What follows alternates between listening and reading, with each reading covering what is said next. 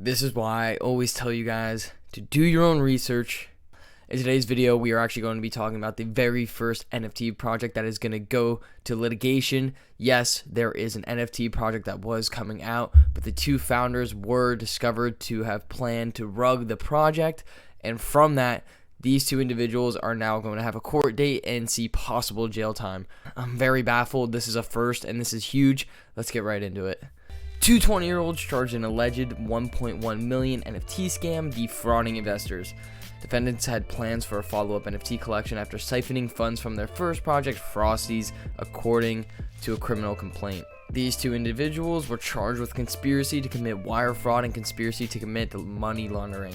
The duo could face up to 20 years in prison, according to prosecutors. This is an article that goes in depth talking about their very first project, Frosties, with the money later going into this next project. I'm about to be very embarrassed when I announce which project this was going into because I actually talked about it on the channel. That's why I always say do your own research. Let's give it a look. So the 20-year-old creators behind an alleged 1.1 million NFT scam were arrested on Thursday, just days before launching a further potential fraud scheme.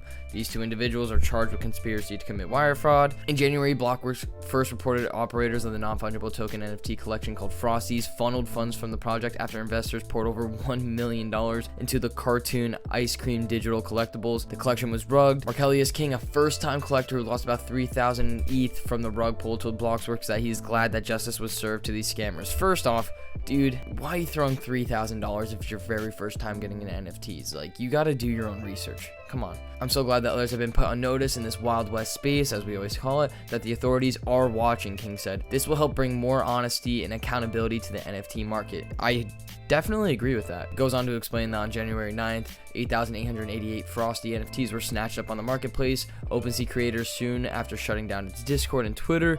Project founders collected stolen funds, and then after obviously promised all this good stuff. Obviously, when you're promoting projects, you're talking about all the amazing, fascinating things that you're going to do for the community, how strong we're going to be, how we're going to be the next blue chip. They stated that they're going to have staking mechanics, breeding functions, and possibly metaverse land, as well as becoming eligible for holder rewards. This is pretty much like the meta of any NFT project now. This is why I always say we need new utilities, new innovations, because the staking, metaverse, and breeding functions are going to get old and oversaturated, and soon it's going to be hard to tell what an actual rug pull is from an actual project because it's so easy to manipulate people over Twitter, Discord. After a criminal complaint, one of the founders confessed and apologized to the moderator of the Frosties community Discord, sending the mods some ETH. Hey Gary, I know this is shocking, but this project is coming to an end. I never intended to keep the project going, and I don't have a plan for anything in the future. This is why the project is coming to an end. You are an amazing mod. You have a heart of gold. If people ask, share this message to clear your name.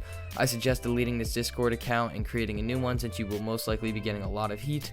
I know you have been going through a hard time, so I want to do something for you to help you out. I know this won't regain your trust. I sent you some ETH for your troubles. No matter what people say, I genuinely care about you with everything going on. I want you to know I do care. I appreciate you, even if you don't appreciate me. So for their first project, Frosties, they actually had zero intent to do absolutely anything. You can tell by this Discord message. One of the founders just wanted to take the money and run. These defendants also had plans for a follow-up NFT collection, according to the complaint, after siphoning funds from Frosties. The project was dubbed Embers. Always do your own research, but in addition to doing your own research, you want to wait when something is minted. You want to see how the community is reacting. Give it an hour, 2 hours, see what's actually happening in the project, because you never know what can happen. Embers was set to launch on March 26th. 2 days after the duo's arrest, the project was estimated to gain around 1.5 million in sales. This is super important. We hope that this criminal case sets a precedent for anyone else looking to scam an innocent community. It's the first big crackdown in the NFT world, so scammers should take note. What's so crazy about this is that there have been so many other rug pulls that have actually taken way more money than $1.1 million. I know 1 million is a lot of money, but there are some collections out there that have false promised greater things than the Frosties and Embers community did, and they are seeing zero backlash. For one's a shitty, poopy project like this that is gonna be taken to court rather than some of the greater rug pulls out there. There was one NFT project that I was actually a part of where it says that if I want to complain, I want to bring anything to court, I can do that. I'm not going to, obviously, because that's just a waste of my time. I've learned my lesson. I understand people are bad and people will do bad things over the internet. Overall, it's just really baffling because, one, there's no rules and regulation for crypto in law itself. Like, obviously you have these committees and I guess sub organizations that do keep tabs on what's going on in the crypto NFT world, but there's no government legislation in place for Bitcoin, Ethereum, anything. It's Like the article said, it's really the wild, wild west right now. I find it very odd that they're being brought to court when there's zero legislation, except for the fact that they were going to money launder or wire transfer. I guess if you apply that rule book to the digital world, it does apply, but I don't believe NFTs, metaverse, cryptocurrencies fall into the same category as these traditional assets. We're going to take a look at another article from the attorney's office of the state that this took place in, which is actually New York. This is where it gets actually serious, when you actually have the United States Attorney's Office, Southern District of New York, issuing for immediate release a statement talking about the NFT fraud, the money laundering scheme of Frosties that was going to funnel into Embers.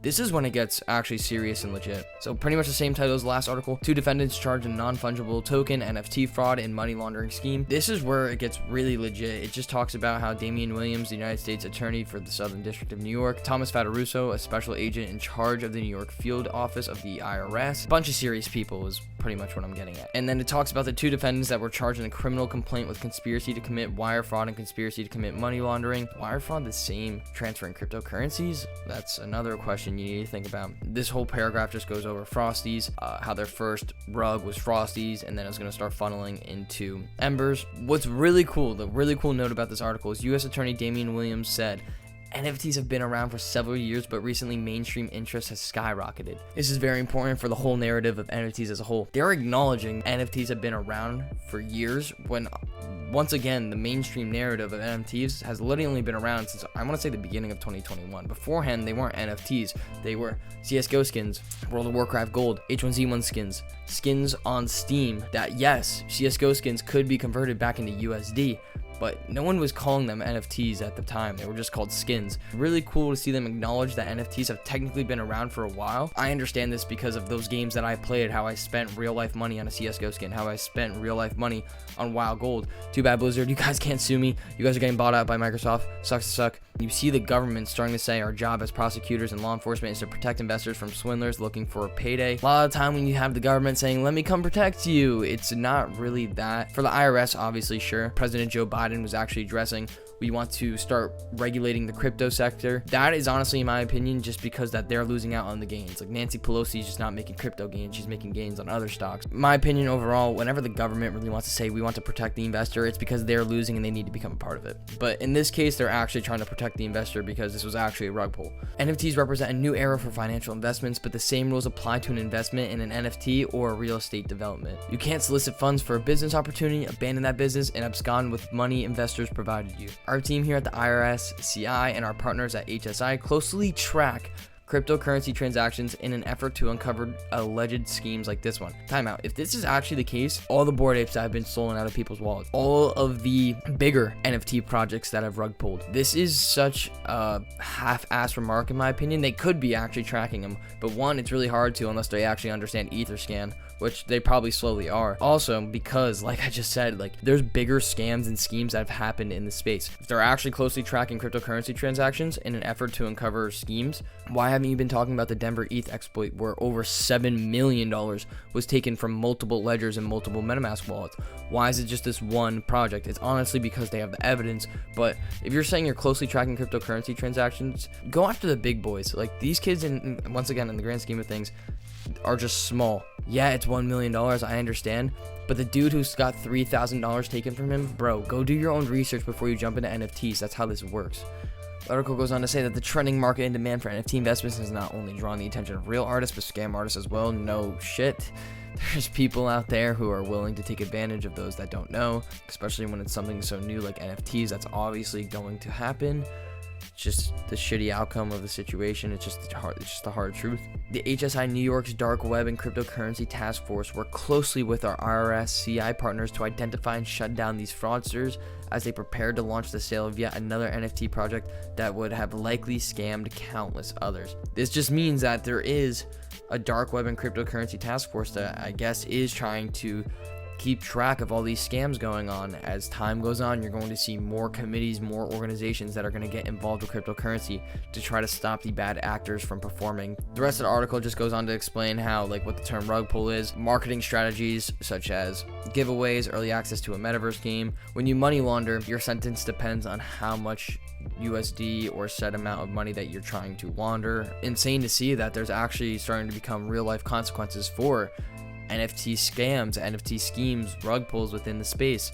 Now, do I think that almost every project that rugs from now on is going to see some type of lawsuit? Probably not. This just goes to show that the public, the government, is starting to take notice of what's going on and put a stop in scammers' tracks. Rug pulls, this is obviously just going to be the start. There are going to be more to come.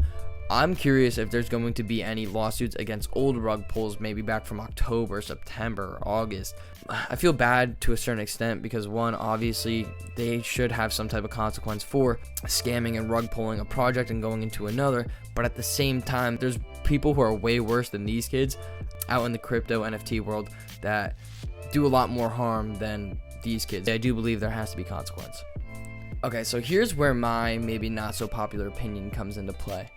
Yes, like I said, I do believe that we need to have consequences for people who want to rug pull and scam others in the space. Do I think that these same laws of money laundering, wire transfer apply to the NFT realm? Yes and no. Do I think that these kids should get 20 years in prison? Absolutely not, because it's so new and we have like zero regulation or legislation against what you can and can't do. This whole space is about being decentralized. We, the people who are invested in NFTs and building projects, are the innovators for this space. There are going to be bad actors. Like no matter what industry, no matter what field of work you go into, there is always going to be bad actors. Going forward, this is a wake-up call to any scammer and any NFT project going forward. Even building a project that's genuine, you need to be careful of how someone's perception of your project is going to be, because they might feel scammed in the sense of, oh my god, my 0.1 mint just didn't go to 1 ETH. This is a scam. This is a rug pull. So what are the boundaries then? Just because that one person's perception of the project being poor because they're not seeing immediate profit or any profit after some time, they're going to be able to open up a lawsuit, file a charge, and then pretty much ruin two builders' lives. I think before this starts taking a bigger presence within real life in the sense of consequences, there needs to be better foundations for essentially what you can and can't do. Obviously, you can't take people's money and run away. I'm not praising that in the absolute slightest. I think it's terrible and it's wrong. But you have two individuals who are 20 years old who just made a project, and yeah, obviously they have the intent of making another rug pull.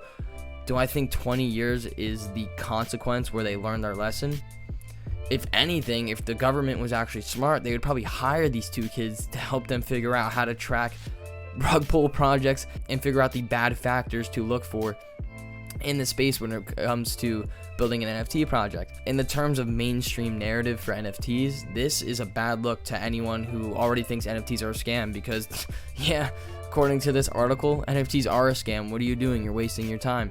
But to us who are in the space 24/7, we actually understand the long-term longevity and the true purpose of NFTs. You build an IP around an NFT. That's the perception I have on NFTs and the value that I see that they can really bring to society. But for any normie reading this article, they get to sit back and say, holy shit, yeah, I was right, NFTs are a scam. And it really dampers the whole image of NFTs and what we really want to push forward as a good, new, beneficial technology to society. I am speechless. I believe this is a good thing. I also believe this is a bad thing.